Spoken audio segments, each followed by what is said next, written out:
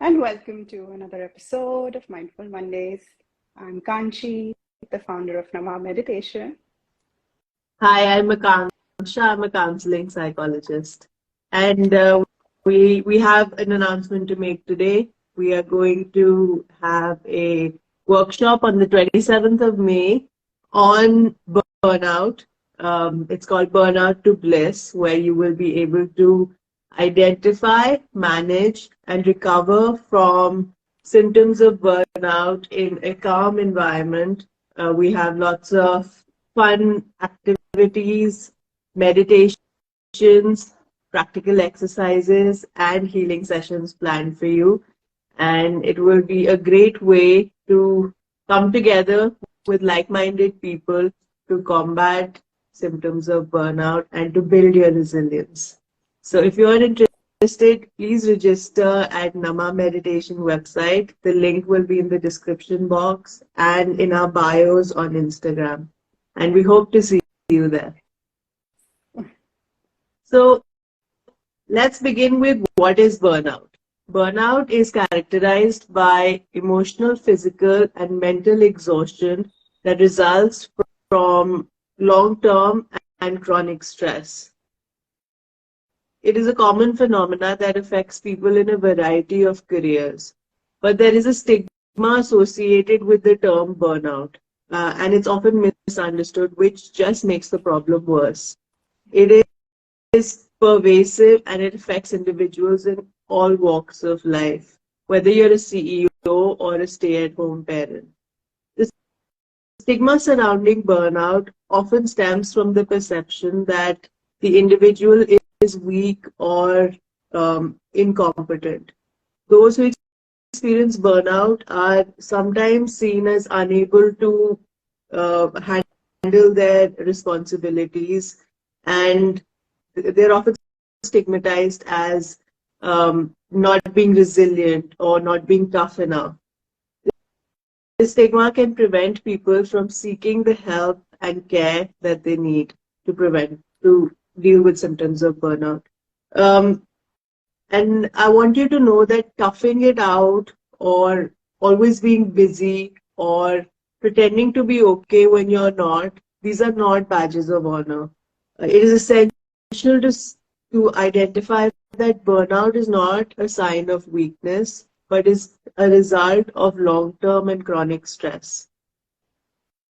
One of the most effective ways in which you can deal with burnout is through self-care practices. So where burnout is physical, mental, and emotional exhaustion, self-care is an essential tool that helps us to promote physical, mental, and emotional well-being. Self-care practices include activities that promote relaxation and stress relief.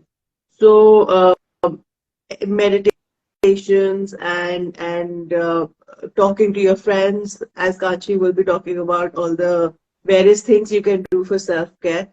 These can help you build resilience, prevent burnout, and promote well-being. Now, one of the ways that self-care helps to prevent burnout is by enhancing your coping mechanisms. Individuals who engage in burnout are able to develop self-awareness and are able to understand their limits and their needs. And this helps to balance your work and your life, and it helps to deal with challenges that come up along the way in your personal or professional life. Yeah, I was recently watching this interview by Oprah Winfrey, and she said that you won't be able to give what you don't have. And what she meant by that is that in this life, your real work is to figure out what fills you up. Because only when you fill yourself up and your cup runneth over, can you give your best self to the world. So it's not selfish to take care of yourself. In fact, practicing self-care is an act of honor. It's something that you give. It shows that you love yourself enough to take care of yourself. And Oprah also said that she considers herself she considers it a compliment now when people say you're so full of yourself, which I think is a great way of looking at life. And it's saying that, yes, I am full of myself because I'm full of love for myself. I'm full of compassion and kindness for myself. And I take a time to take care of myself. And only when I'm able to do that can I deal with anything that life throws at me, that I can deal with stresses that might come, that I can manage and heal my my burnout, or any other difficulty that I might be facing.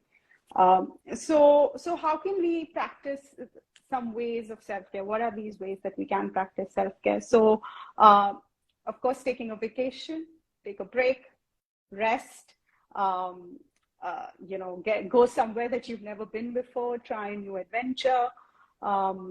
Another thing is keep figuring out why you're doing certain things again and again. That could also be a form of self-care. So like self-inquisition and inquiry. So for example, if you find yourself, dreading Monday mornings going into work, keep asking, why is it that I'm dreading going into work? Is it because I don't have purpose in my work anymore? I'm not finding joy. Is it because I don't like my colleagues? Are people pushing my boundaries? The work environment doesn't suit me. So even just sitting down and finding out why that is happening and acknowledging it and, rectifying it in any way that you can is also a form of self-care. Another thing could be making time, to spend with your friends or your loved ones, but making sure that it's people who authentically support you, who also, who genuinely love you and want to build you up. So these are some ways that you can practice self-care. Besides, of course, going for a massage and, getting a facial and doing all those things that are more about pampering yourself. It's also a form of self-care, but true, deeper, authentic self-care goes beyond that. Wouldn't you agree? Absolutely. I completely agree with what you said, especially in terms of going for a massage or going shopping or going for a facial. So engaging in things that are enjoyable, engaging in activities that give you joy and fulfillment is an essential way to boost your mood and to reduce stress levels. And like you said, talking to family, trusted family members, friends, and even therapists to sort out your emotions, to sort out your thoughts, are a great way to reduce stress. On a deeper level, it's essential to understand what our boundaries are and to be able to set boundaries with other people, to say no and establish healthy boundaries. What this will do is it will help you, you won't be overcommitting to something that will lead to stress or burnout. And prioritize your well-being, your physical and your mental well-being by eating nutritious meals, getting enough sleep, going for regular exercise, hydrating yourself. And of course, if you are experiencing symptoms of excessive symptoms of burnout, please seek out professional help with a mental health professional. Yeah, for sure. So what about you? Tell us in the comments, how do you practice self-care? What do you do that helps you take care of yourself? And how do you prioritize yourself and your well-being? And of course, once again, if you're around NCR on 27th of May, we would love to see you there for the workshop. And till then, have a wonderful week. We'll see you very soon. Bye.